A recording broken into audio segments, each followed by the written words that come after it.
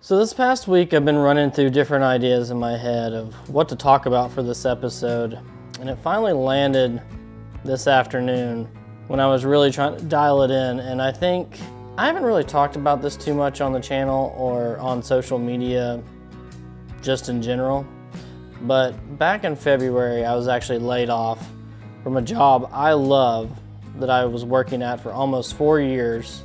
It took me a little bit longer than anticipated to find a new job, and the new job has been a struggling transition for me, to say the least. It's retail for one, which I haven't worked retail in years, and there's a lot to learn with this particular position because the place I work, and I'm not going to say exactly where that is in this video, but it's a photography shop and a well-known one, and we do all sorts of different services. And I don't know, it's just been challenging for me to get back in there, dealing with customers, going through the life of just retail 40 hours a week when I was used to being a photographer the last 8 years and the last 4 shooting vehicles for a living, an automotive photographer. I absolutely loved it. I loved the people I worked with. And it's just been tough. It's been tough lately. And the reason why I wanted to start off this video this particular way is, for one, I feel like a lot of people can relate to this. I'm sure other people are struggling right now with just their mental health. You know, I don't want to say I'm depressed, but there's been some weeks that have been difficult. Playing games that are difficult and challenging has kind of gotten me through it. Another great thing about this topic for this video is it gives me another opportunity to talk about Bloodborne. And I've still been enjoying my journey through it. I just beat Vicar Amelia. All right, we're gonna give it a whirl once again. Oh, it's time for bed, so I don't really know how many times we're gonna try. We're just gonna feel it out.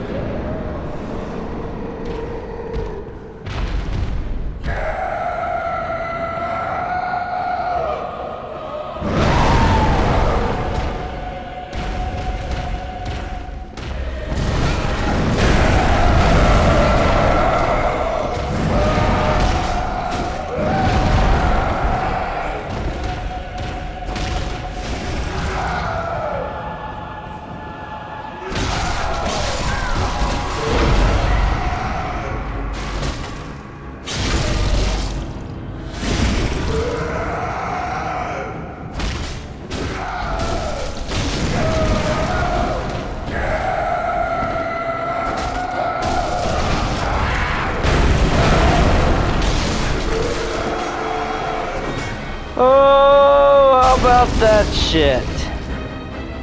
Woo! That felt good. And I'm now facing the witch in the next zone I opened up.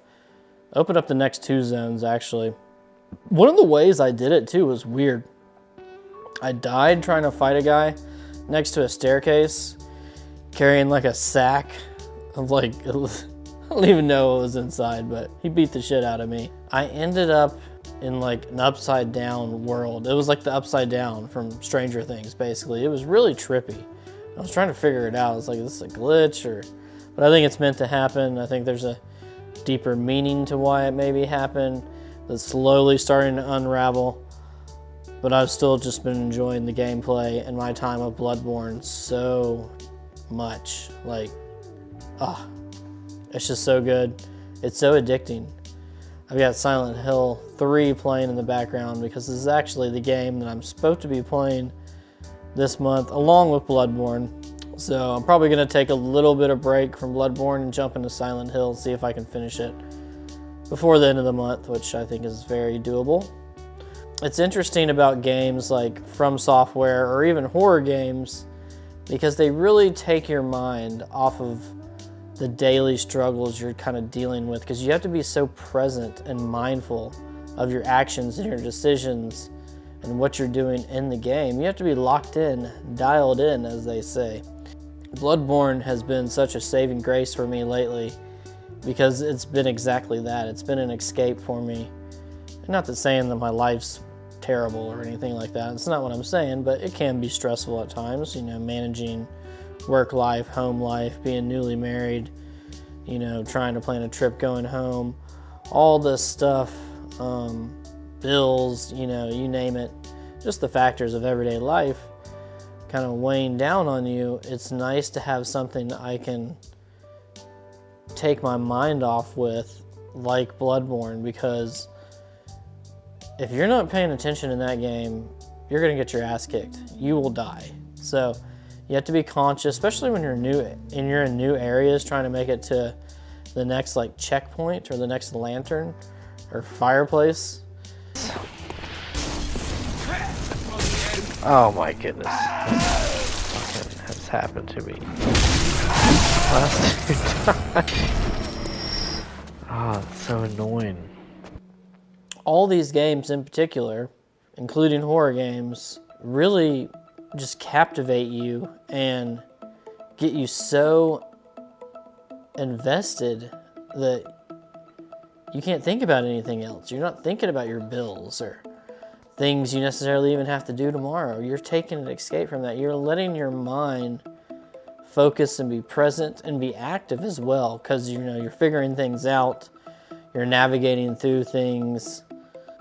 I think it's something that should be talked about and kind of explored a little bit more. And it was just on my head, you know, how difficult games actually help me out when I'm feeling a little depressed or down on myself. Games like Silent Hill and Zelda come to mind as well.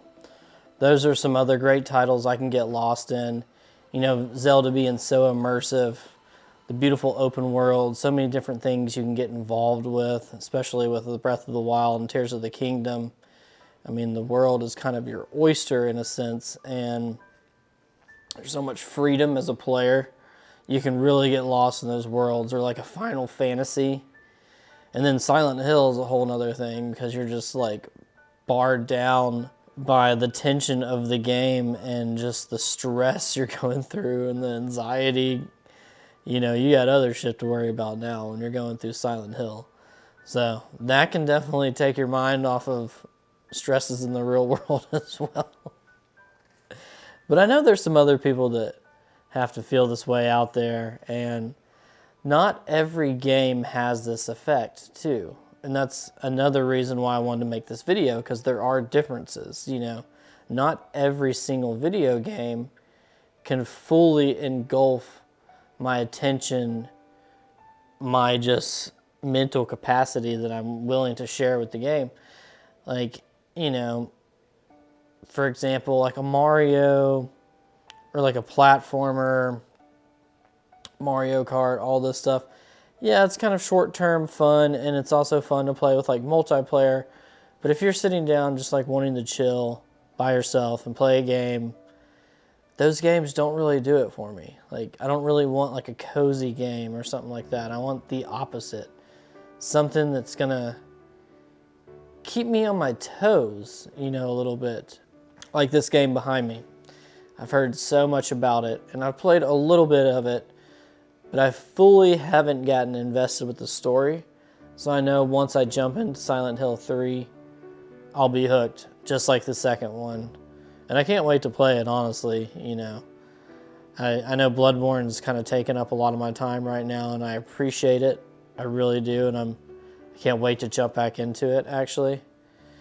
But, you know, I'm going to have to break up my time a little bit, play some other games too, just to stay on schedule with the channel. But yeah, I just wanted to jump on here and talk a little bit about difficult games, and then helping anxiety and depression and just stresses throughout our life. Because it's something I've noticed, and I love the challenge.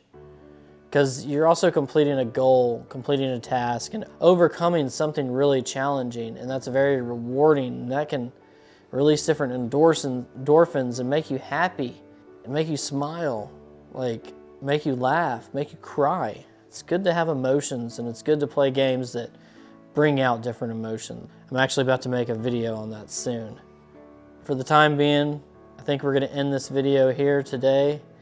If you can relate to this video, please comment down below or like the video and tell me about how difficult games or challenging games possibly help through some hard times or just get over some kind of things you're dealing with in your life. Does anyone else kind of feel this way? Does anyone else feel like difficult games help them out too when they're kind of stressing about everyday life? Comment down below or like the video and let me know. And consider subscribing if you enjoyed this content and you want to see more. Until next time, stay blessed, my friends.